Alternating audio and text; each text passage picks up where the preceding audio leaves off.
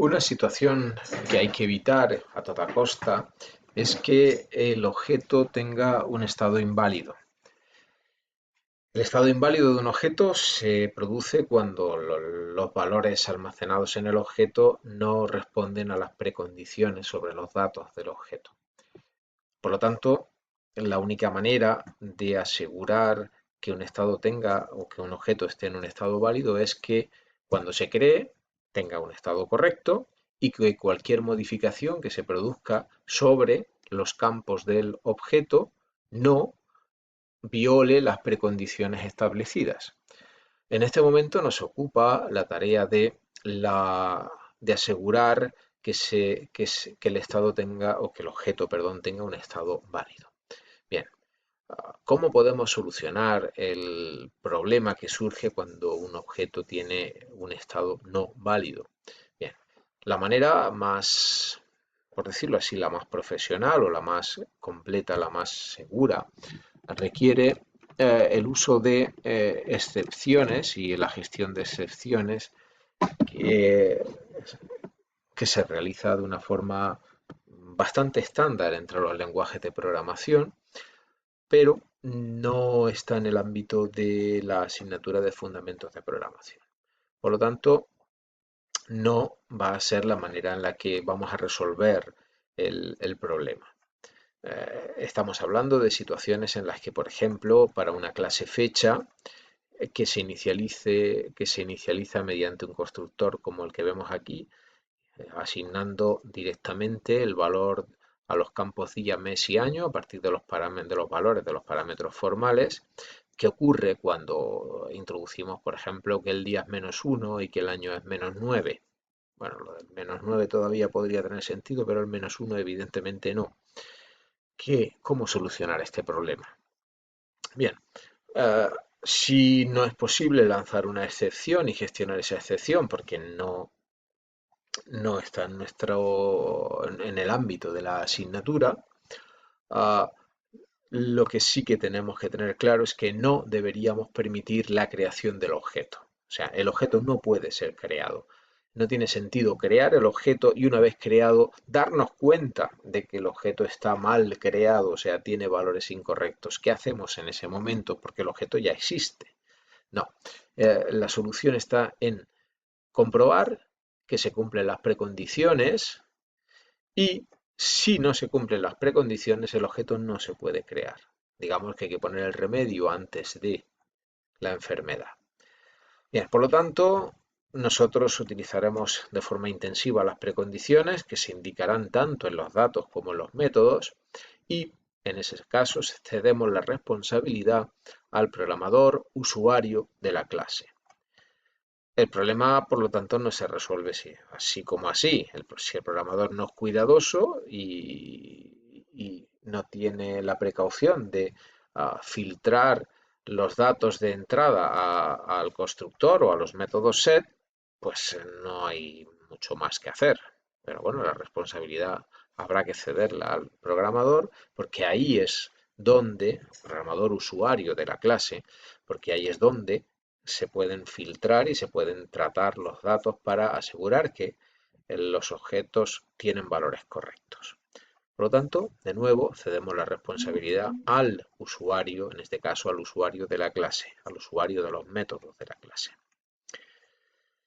De esa manera, por ejemplo, si establecemos una precondición, aquí lo tenemos, en este caso, sobre el día y el mes, no vamos a establecer ninguna comprobación dentro del constructor de la clase fecha, pero sí tendremos que ocuparnos, por ejemplo, que antes de esta llamada, antes de crear el objeto llamado hoy, como puede ver, realizamos los filtros oportunos sobre el valor leído del día y del mes, que son los que tienen, como puede ver, asociados una precondición para que solo y solo cuando superen estos dos filtros se pueda crear el objeto de tipo fecha. Esta es la metodología que debe seguir, esta es la metodología que vamos a imponer para garantizar la coherencia y la integridad de los datos. Y finalmente, y este será ya el último apartado y el último vídeo de esta semana, vamos a hablar de las consecuencias de la copia de objetos. Veremos que hay dos maneras de copiar el contenido de un objeto en otro. La primera y la más trivial será utilizando el operador de asignación, pero existe también el llamado constructor de copia, que se confunde mucho con el operador de asignación. Al menos en esta asignatura, al menos por la forma en la que trabajamos en fundamentos de programación, en el que las copias se realizan de manera o utilizando lo que se llama la copia superficial. No utilizamos memoria dinámica, no hay punteros, no hay memoria reservada, no existen datos en el heap y por lo tanto la copia superficial, que es lo que se realiza realmente con el operador de asignación o con el constructor de copia sin más complementos, funciona perfectamente. Pero hay que saber, hay que distinguir qué tarea o qué está pasando cuando se realiza una copia, si está actuando un constructor de copia o si está actuando el operador de asignación. En metodología de la programación tendrá tiempo y oportunidad de distinguir y de construir, escribir sus propios operadores de asignación y sus propios constructores de copia para realizar las tareas correctamente. Ya verá que lo que vamos a explicar en principio no va a ser demasiado complejo. Bien, ¿cuál es el funcionamiento del operador de asignación? C++ permite asignar objetos entre sí a través del operador de asignación, como ya conocemos. Lo que aparece a la derecha del operador de asignación se copia de forma literal en el dato que aparece a la izquierda. Si a izquierda y a derecha aparecen objetos, el comportamiento de ese operador es exactamente el que conocemos para los tipos simples. El operador de asignación, vamos a llamarle por defecto, permite asignar objetos entre sí. Lo que se copia es el estado del objeto. O sea, los valores de los campos del objeto de la derecha se copian en los campos del objeto de la izquierda. Este operador está definido de forma automática por el compilador para cualquier clase y funciona de la misma manera que funciona como objetos de tipos básicos. Eso significa que los dos objetos deben ser de la misma clase. Se realiza una copia de todos los datos miembros, tanto privados como públicos. Y por supuesto no tiene sentido hablar de copiar los métodos, porque los métodos son comunes para todos los objetos de la clase. En realidad lo que se hace es una copia literal, bit a bit, del contenido del objeto de la derecha en el objeto de la izquierda. Eso es lo que se llama una copia superficial, una copia bit a bit.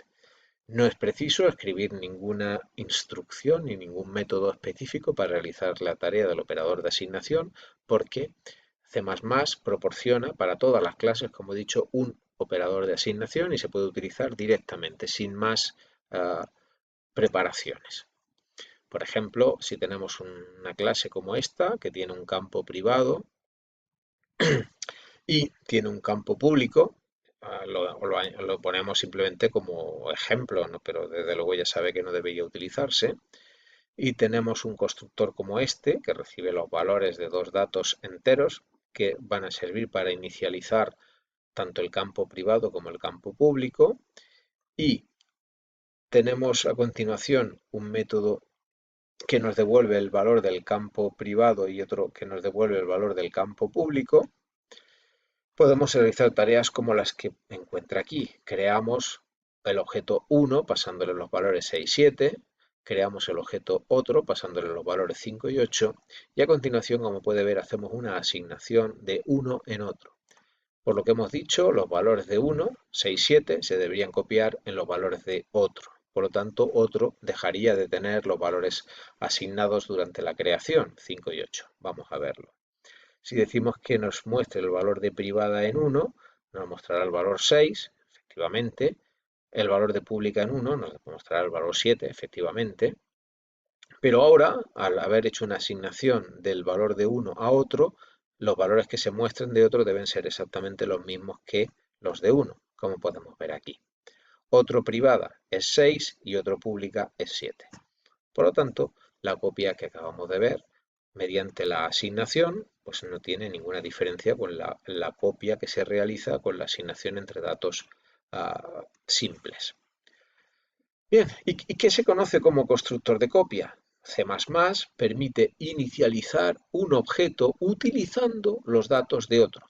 Cuando hablamos de inicializar, me refiero a la asignación que se realiza al objeto que se está creando. O sea, yo puedo utilizar un objeto que ya existe para darle valores a un objeto que se está creando.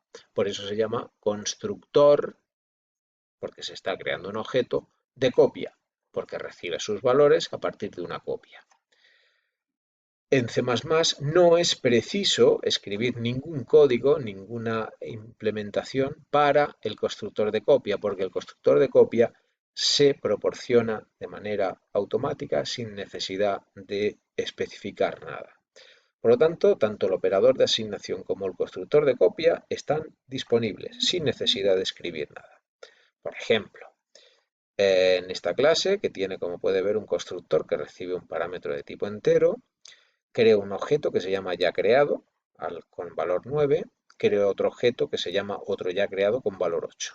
Ya tengo dos objetos disponibles.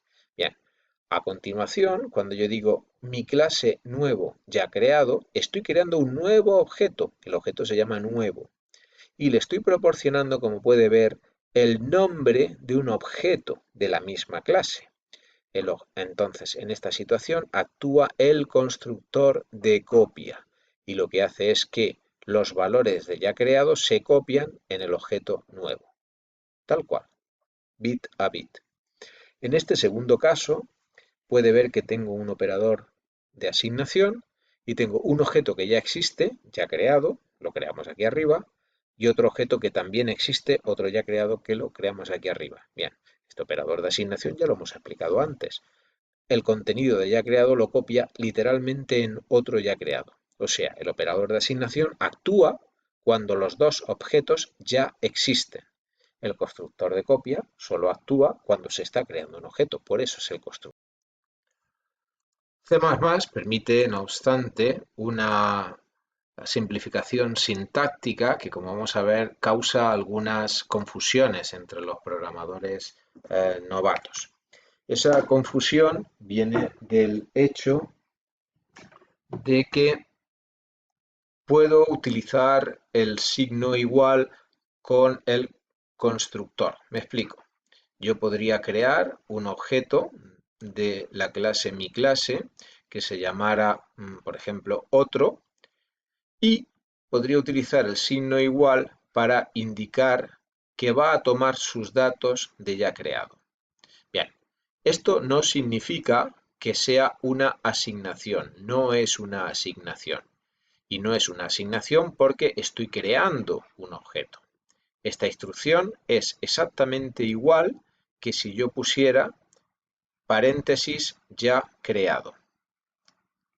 Por lo tanto, aunque pareciera una asignación, no lo es, y parece una asignación porque se utiliza el signo igual, pero realmente debe entender que esto al final se va a traducir en que el nombre del dato que aparece a la izquierda de la derecha se va a colocar entre paréntesis y por lo tanto se convierte en un constructor de copia.